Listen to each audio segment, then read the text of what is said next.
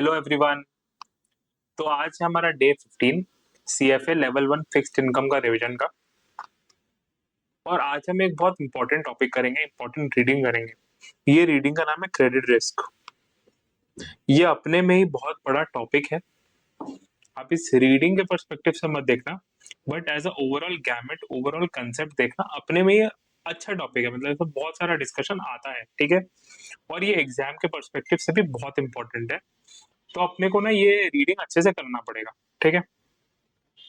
तो हमने जो प्रीवियस क्लास में कुछ पढ़ा था ना, क्रेडिट स्प्रेड के बारे में, वो भी हम यही चैप्टर में देखेंगे, ठीक है। ठीक है। तो अभी तक हमने जो रिस्क का पूरा डिस्कशन किया, जिसमें अपने ड्यूरेशन का बात किया हमने, आपका कन्वेक्सिटी का बात किया, इफेक्टिव ड्यूरेशन का बात किया, इफेक्टिव कन्वेक्सिटी का बात किया, ये किसके रिस्पेक्ट में था? वो हम पढ़ रहे थे इंटरेस्ट रेट रिस्क के पर्सपेक्टिव में, करेक्ट। वो हम पढ़ रहे थे इंटरेस्ट रेट रिस्क के पर्सपेक्टिव में, ठीक है। तो हम क्या कर रहे थे, अभी तक हमने जो भी रिस्क का डिस्कशन किया था वो हम बात कर रहे थे इंटरेस्ट रेट रिस्क के बारे में। मतलब वो रिस्क, वो पॉसिबिलिटी ऑफ अनफेवरेबल आउटकम जो इंटरेस्ट रेट मूवमेंट के कारण आता है, ठीक है। अभी का जो चैप्टर हम डिस्कस करेंगे उसका नाम है क्रेडिट रिस्क। मतलब वो अनफेवरेबल इवेंट जो क्रेडिट रिलेटेड सिचुएशंस के कारण आएगा, ठीक है। तो अब एक बार पढ़ लेते हैं क्रेडिट रिस्क होता क्या है। क्रेडिट रिस्क को क्या बोला ना, it is a risk associated with the loss from the failure of the borrower to make timely and full payment of interest or principal। इसका मतलब क्या हुआ? देखो, जब हम कोई फिक्स्ड इनकम इंस्ट्रूमेंट इशू करता है, जब कोई इशूअर इन्वेस्टर को इशू करता है, उसका बेसिक प्रेमाइस ही होता है कि जो इशूअर है वो अपने डिसाइडेड टाइम पे उसका कूपन पेमेंट करेगा, और जिस दिन डिसाइड हुआ उस दिन रिडेम्पशन करेगा। जितना बोला है उतना करेगा, ना ज्यादा ना कम। मतलब अगर $100 का बॉन्ड पे $8 का कूपन बोला है, और अगर $100 का रिडेम्पशन बोला है, और अगर जिस डेट पे बोला है वो डेट पे कूपन भी पेमेंट होना चाहिए, वो डेट पे रिडेम्पशन भी होना चाहिए, ठीक है। क्रेडिट रिस्क क्या होता है कि जब इशूअर ये काम नहीं कर पाता है, मतलब या तो फिर वो कूपन टाइम पे पे नहीं कर पाता है, या एट ऑल पे नहीं कर पाता है, या वो टाइम पे आपका प्रिंसिपल रीपे नहीं कर पाता है, या कर ही नहीं पाता, मतलब बोल देता है कि भाई मेरे पास पैसे नहीं है, वो रिस्क को अपने बोलते हैं क्रेडिट रिस्क, समझे। When a borrower fails to serve their debt they are said to be in default. तो क्या बोल रहा है कि जब बोरोअर ने ऐसा कर दिया कि भाई मैं पैसे नहीं दे सकता, तो उसमें बोलते हैं कि भाई borrower is in default. Default important term है, याद रखना पड़ेगा। Credit risk stems from the possibility that the borrower's source of repayment will not provide enough cash to service the debt। इसका मतलब क्या हुआ? इसका मतलब क्या हुआ, अगर आपको याद हो तो जब हम बॉन्ड इंडेंचर डिस्कस कर रहे थे, हमने क्या बोला था, आपको कॉन्ट्रैक्ट में लिखना पड़ता है कि भैया क्या सोर्स ऑफ मनी से तुम मेरा बॉन्ड का पेमेंट को सर्विस करोगे, तुम कहां से कमाने वाले हो। हमने डिस्कस करा था कि भाई गवर्नमेंट तो बोल देगा कि भाई मैं टैक्स लूंगा, लेकिन बिजनेस को तो यही बोलना पड़ेगा ना कि मैं ये प्रोडक्ट बनाऊंगा, ये सर्विस बनाऊंगा, उसमें से कमाऊंगा, प्रॉफिट करूंगा और आपको रीपे करूंगा, करेक्ट। तो वो तो डिस्कशन हमने करा था। तो यहाँ पे क्या लिखा है, वो possibility that the borrower source of repayment will not provide enough cash. मतलब क्या बोल रहा है कि भैया वो बॉन्ड इंटेंचर पढ़ के ही अपने आइडेंटिफाई या वो रीजन आइडेंटिफाई कर सकते कि बॉन्ड में डिफॉल्ट हो सकता है, ठीक है। The source of repayment for a debt issuer depends upon the nature of the borrower and specifies the loan or the bond issue, ठीक है। अब इसमें अपन ना अब डेप्थ में जाएंगे क्रेडिट रिस्क के। अब अपन डिस्कस करें कंपोनेंट्स ऑफ क्रेडिट रिस्क। मतलब क्या, एक क्रेडिट रिस्क के अंदर होता क्या है। इसमें बोलते हैं कि क्रेडिट रिस्क के अंदर दो चीज होता है, ठीक है। पहला होता है डिफॉल्ट रिस्क, जिसको दूसरा वर्ड बोलते हैं probability of default. Probability of default क्या होता है कि भाई कितना चांस है डिफॉल्ट होने का, 1% है, 2% है, 50% है, 100% है, उसको बोलते हैं डिफॉल्ट रिस्क। ये क्रेडिट रिस्क का पार्ट है कि भाई कितना चांस है डिफॉल्ट होने का। सेकंड होता है लॉस सेवरिटी या लॉस गिवन डिफॉल्ट। देखो नाम ही क्लियर बता रहा है, लॉस गिवन डिफॉल्ट मतलब कि भैया एक बार डिफॉल्ट हो गया तो कितना लॉस होगा। तो क्रेडिट रिस्क का दो कंपोनेंट है, पहला डिफॉल्ट रिस्क या प्रोबेबिलिटी ऑफ डिफॉल्ट मतलब डिफॉल्ट करने का क्या चांस है, और सेकंड है लॉस गिवन डिफॉल्ट। अगर डिफॉल्ट हो गया, पहला तो चांस कम है या ज्यादा है फर्क है, लेकिन अगर डिफॉल्ट हो गया ये चीज पता है आज का डेट पे, तो कितना नुकसान होगा। ठीक है, तो अपना कंपोनेंट ऑफ क्रेडिट रिस्क क्या हुआ, क्रेडिट रिस्क का कंपोनेंट क्या हुआ, क्रेडिट रिस्क में दो चीज आ गया, अपना क्रेडिट रिस्क में दो चीज आ गया, क्या आ गया, क्रेडिट रिस्क के अंदर आता है डिफॉल्ट रिस्क, मतलब क्या प्रोबेबिलिटी है, या इसको बोलते हैं प्रोबेबिलिटी ऑफ डिफॉल्ट।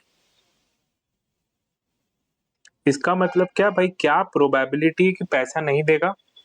दूसरा लॉस गिवन डिफॉल्ट मतलब भैया अगर पैसे नहीं दिए तो कितना का नुकसान होगा, इसको बोलते हैं लॉस गिवन डिफॉल्ट। ठीक है, देखो क्या बोल रहे हैं, probability that the borrower fails to pay interest or repay principal when due, value of the bond investor will lose if the issuer defaults। ठीक है, की ड्राइवर्स ऑफ क्रेडिट रिस्क मतलब एक क्रेडिट रिस्क को उजागर करने के लिए, क्रेडिट रिस्क को आपका ये करने के लिए, सक्रिय होने के लिए क्या क्या फैक्टर्स होते हैं, की ड्राइवर्स ऑफ क्रेडिट रिस्क। इसमें भी ना दो अप्रोच है, बॉटम अप, बॉटम अप मतलब पहले कंपनी फिर इंडस्ट्री फिर इकोनॉमी, और एक top down economy industry company.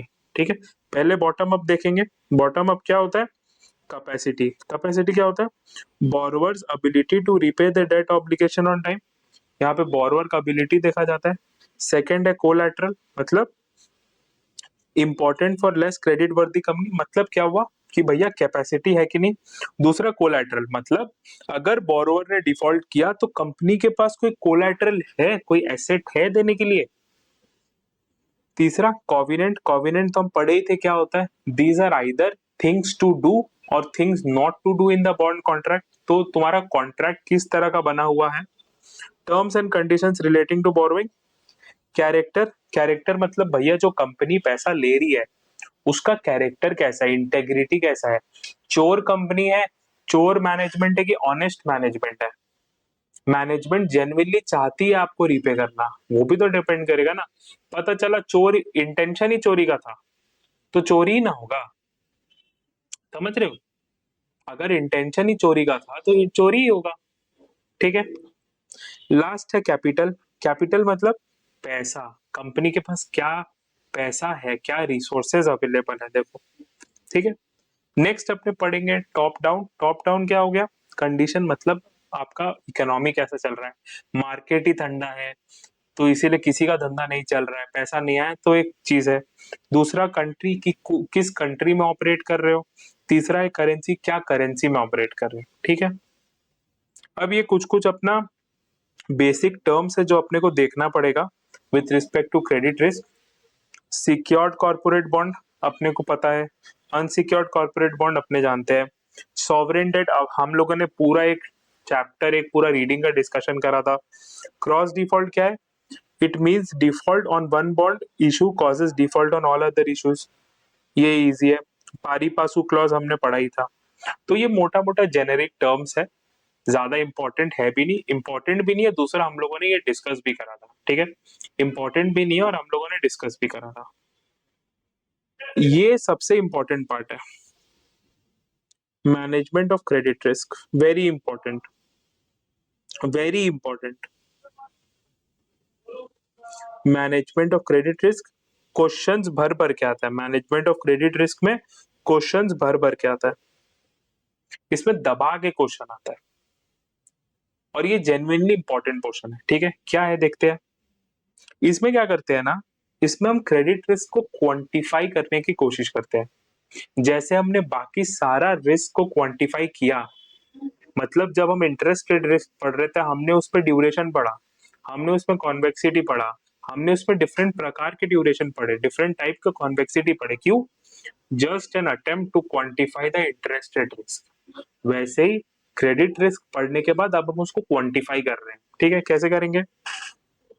Credit risk is measured by assessing the expected loss from a debt investment in event of default. इसका मतलब क्या है? इसका मतलब ये बोल रहा है कि भैया जब मुझे क्रेडिट रिस्क का असेसमेंट करना है, जब मुझे क्रेडिट रिस्क का असेसमेंट करना है, तो सबसे पहले मुझे ये समझना पड़ेगा कि भैया जब क्रेडिट इवेंट होता है तो मेरा एक्सपेक्टेड लॉस क्या होगा। समझो, क्रेडिट रिस्क का मतलब क्या होता है? वो risk which is relating to a company either not being able to pay the coupon or principal on time or being able or defaulting on it. Okay, अगर मुझे आइडेंटिफाई या एसेस करना है कि भाई क्रेडिट रिस्क क्या है, तो मुझे पहले तो यही नंबर निकालना पड़ेगा ना कि भैया लॉस होने का एक्सपेक्टेशन कितना होता है। तो यहाँ पे हम ना एक्सपेक्टेड लॉस की एक वैल्यू निकालते हैं। देखो, एक्सपेक्टेड लॉस, और एक्सपेक्टेड लॉस कोई बहुत ज्यादा हाई फाई कॉन्सेप्ट नहीं है। एक्सपेक्टेड लॉस में जो क्रेडिट रिस्क के कंपोनेंट्स है उसको मल्टीप्लाई कर देते हैं, मतलब probability of default into loss given default. देखो, क्रेडिट रिस्क में हम क्या करते हैं ना, एक्सपेक्टेड लॉस में क्रेडिट रिस्क का दो कंपोनेंट है, प्रोबेबिलिटी ऑफ डिफॉल्ट और लॉस गिवन डिफॉल्ट। जब हम इनको मल्टीप्लाई करते हैं तो ये जो नंबर आता है ना, दैट इज एक्सपेक्टेड लॉस। समझे? बहुत बार क्वेश्चन आपको एक्सपेक्टेड लॉस निकालने दे सकता है, इसीलिए बोल रहा हूं कि ये अपने को ध्यान रखना है। ठीक है, a debt investor expected exposure or exposure at default is the difference between the amount the investor is owed and the value of the collateral available to repay the investor। इसका मतलब क्या है? देखो, इसका मतलब क्या है ना कि भैया अगर ये भी मैथ्स ही है, ठीक है, एक्सपोजर है डिफॉल्ट, एक्सपोजर है डिफॉल्ट या एक्सपेक्टेड एक्सपोजर अगर निकालने आ गया तो इसमें आपको सिंपल क्या करना पड़ेगा ना, principal plus accrued interest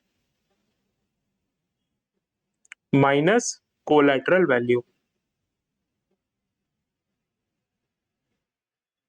this is your expected exposure. Expected exposure का मतलब क्या होता है कि भैया अगर कंपनी डिफॉल्ट कर देती है तो कितना लॉस करोगे, वो क्या एक्सपोजर है तुम्हारे पास।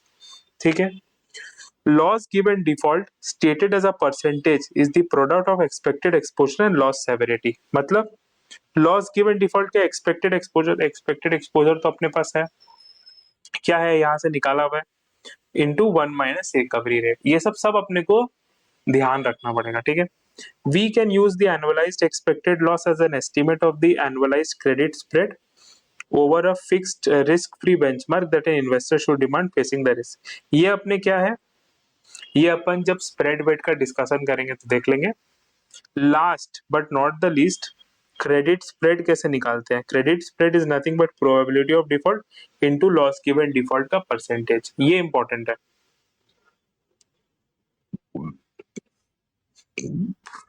ये इंपॉर्टेंट है। क्रेडिट स्प्रेड कैसे निकालते हैं? क्योंकि क्रेडिट स्प्रेड निकालने का एक तरीका नहीं है, बहुत सारे तरीके हैं, कुछ लॉजिकल कुछ मैथमेटिकल। तो क्रेडिट स्प्रेड निकालना अपने लिए इंपॉर्टेंट है, क्रेडिट स्प्रेड को समझना अपने लिए इंपॉर्टेंट है। ठीक है, मैं क्या करता हूँ ना, एक और टॉपिक ले लेता हूँ। ये वाला टॉपिक ना अपने पूरा क्रेडिट स्प्रेड वाला टॉपिक नेक्स्ट क्लास में करेंगे। अभी एक तो छोटा सा टॉपिक ले लेते हैं क्रेडिट रेटिंग का। क्या है credit rating? Credit rating is a quantified assessment of an entity credit worthiness indicating the likelihood of repaying debt and fulfilling financial obligation। मैं आपको बताऊं क्रेडिट रेटिंग क्या है। इफेक्टिवली क्या है क्रेडिट रेटिंग? क्या है? एक सर्टिफिकेशन है। क्रेडिट क्या है? रेटिंग क्या है? एक सर्टिफिकेशन है। सर्टिफिकेशन कौन देता है? सर्टिफिकेशन देता है एक इंस्टीट्यूशन। सर्टिफिकेशन कौन देता है? सर्टिफिकेशन देता है इंस्टीट्यूशन। उसको क्रेडिट रेटिंग ब्यूरो बोलते हैं, उसको बोलते हैं क्रेडिट रेटिंग ब्यूरो। ये इंस्टीट्यूशन क्या करता है ना, ये कंपनी देखेगा, कंपनी का फिनेंशियल्स देखेगा, देखेगा कंपनी के पास कितना एसेट है, कंपनी के पास कितना लायबिलिटी है, कंपनी का ऑपरेशंस कैसा है, ऑपरेटिंग कैश फ्लोज कैसा है, बहुत सारा फैक्टर देखेगा और फिर कंपनी को एक अल्फाबेट असाइन करेगा, ए, बी, ट्रिपल बी, ए प्लस, ए माइनस, ये सब असाइन करेगा। वो असाइन से क्या पता चलता है ना कि भाई कंपनी का औकात है कि नहीं अपना लाइबिलिटीज को सेटल करने के लिए, उसको क्रेडिट रेटिंग बोलते हैं। ये जो A B C, A plus, ए ये जो दिया उसको क्रेडिट रेटिंग बोलते हैं। ये कुछ नहीं है, ये सर्टिफिकेशन है किस चीज का, कंपनी का औकात का। जिन लोगों को कंपनी का औकात नहीं पता, मतलब कंपनी का हैसियत का, कि भाई कंपनी अपना लाइबिलिटी चुका सकता है कि नहीं। ठीक है। Credit rating agencies assign forward looking rating to both the issue of the bond and their debt issues. Uses of credit rating include, ये सब हो गया। Relying on credit rating agencies has some risk. It lacks market pricing, difficult to assess and are not perfect. ये questions आ सकते हैं, ये question possible है कि भैया क्या रिस्क हो सकते हैं क्रेडिट रेटिंग पे रिलाई करने का। ठीक है, तो आज के क्लास में हम इतना ही रखते हैं। नेक्स्ट जो वीडियो होगा वो हमारा यील्ड स्प्रेड के ऊपर होगा। यील्ड स्प्रेड मतलब क्रेडिट यील्ड स्प्रेड। ठीक है गाइस, समझ में आ गया। इसमें हम पूरा डिस्कशन करेंगे भैया क्रेडिट स्प्रेड और ये सब क्या होता है। तो ठीक है गाइस, स्टे ट्यून्ड, अगले क्लास में मिलते हैं जिसमें हम ये वाला डिस्कशन कंप्लीट करेंगे। चलो, थैंक यू।